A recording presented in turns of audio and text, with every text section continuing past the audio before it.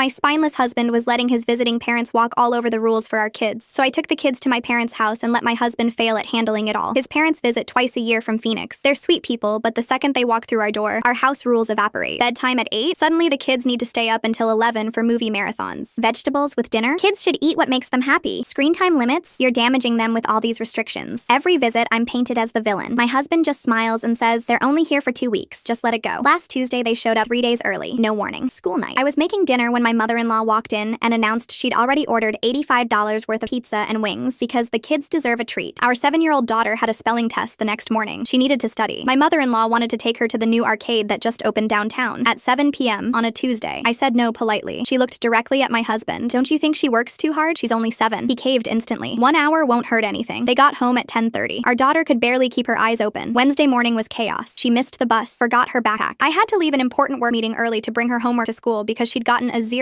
on an assignment. That night I'd had enough. My father-in-law wanted to take our 9-year-old son to a Suns game on a school night in Phoenix, a 2-hour drive each way. My husband was already grabbing the car keys. I walked upstairs, packed the kids' school clothes, homework folders, and toothbrushes into 2 duffel bags. Called my mom. Can you take them for the week? 10 minutes later, I had both kids in my car. My husband stood in the driveway looking confused. Where are you going? Your parents wanted family time. Now you've got it. My parents live 4 blocks away. They see the kids almost daily. They know their routine. Homework before TV, vegetables with every meal, lights out at 8:15. I dropped the kids off and went back home. My in-laws were waiting in the living room with my husband, arms crossed. You're being controlling. We drove 8 hours to see our grandchildren. I shrugged. They're at my parents' house. You're welcome to visit them there. Just follow the rules. My mother-in-law's voice got sharp. We're their grandparents. We don't need your permission. You're right, I said. So I'm leaving you in charge. I grabbed my work laptop and an overnight bag. Texted my husband. You wanted them to visit. You handle it. I stayed at my parents' house Wednesday through Sunday, working from their guest room, having dinner with my kids every night, watching them do homework at the kitchen table. My husband called 16 times Wednesday night. I didn't answer. Thursday afternoon, the school called him. Our son hadn't turned in any homework since Tuesday. He'd also worn the same shirt 3 days in a row. Thursday night, my husband showed up at my parents' door. This isn't fair. The house is a disaster. Where are your parents? They're at the hotel pool. They said they're on vacation. Friday morning, he texted me a photo. The kitchen sink was piled with dishes. Pizza boxes covered the counter. Our daughter's backpack was sitting unopened by the door. Please come home. I didn't respond. Friday night, he called again. My boss noticed I've been distracted all week. I can't keep doing this. Saturday morning, his mother called me directly, voice tight with anger. We've decided to cut our visit short. This is absolutely ridiculous. That's your choice, I said calmly. Sunday afternoon, my husband showed up at my parents' house again. Eyes red, hands shaking. He looked like he hadn't slept in days. I'm sorry. You were right. About everything. I pulled out my phone, showed him the list I'd typed up. Tell your parents these are our rules. They follow them when they visit or they stay at a hotel. Your choice. He stared at the screen for a full minute. Then he walked back to his car without saying a word. 10 minutes later, his mother called. We're leaving in the morning. This is unacceptable. They left at 6 a.m. Monday. Didn't say goodbye to the kids. My husband hasn't questioned a single rule since. And when his parents asked about visiting for Christmas, he told them they could come. But our house has rules now. They decided to stay in Phoenix.